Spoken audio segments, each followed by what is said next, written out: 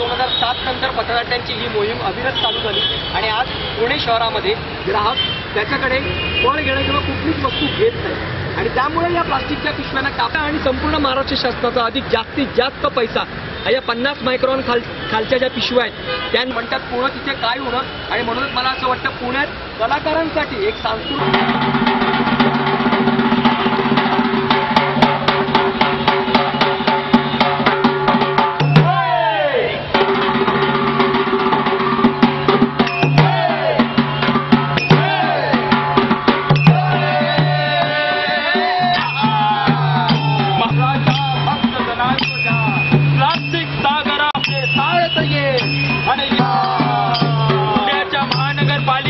तटकटांनो या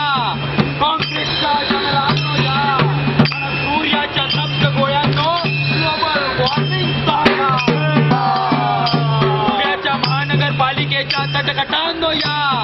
काँक्रीटच्या जंगलांनो या सूर्याच्या तप्त गोळ्यांनो ग्लोबल वॉर्मिंग सांगा बहुत साडे तोडणाऱ्यांनो महाराष्ट्र प्रदूषण नियंत्रण मंडळ आणि पुण्यातील वनराई संस्था मिळून आपल्या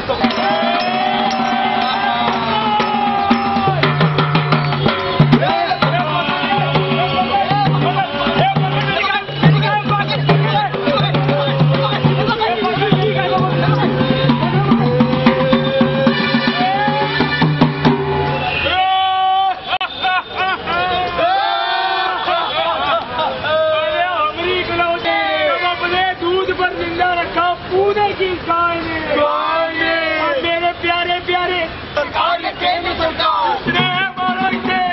भगवान भी करवाएगा उसे कुट कुट कर बोलेगा वो फिर वो कोई भी हो अरे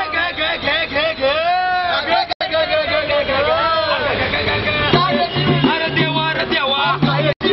कशी हो कशी गायची मेली अरे रुको भाई पहले देखो तो क्या तुम्हारी गाय मरी कैसे देखो उसके मुंह से वो क्या निकले जा रहा है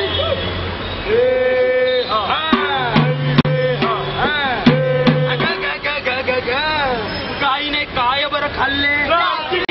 गायीला कुणी बरं मारले पिशवीने हो पण ही प्लास्टिकची पिशवी बनवली तरी कुणी तुम्ही माणसानं तर मंडळी माईला म्हणजे प्लास्टिक हे ना प्लास्टिक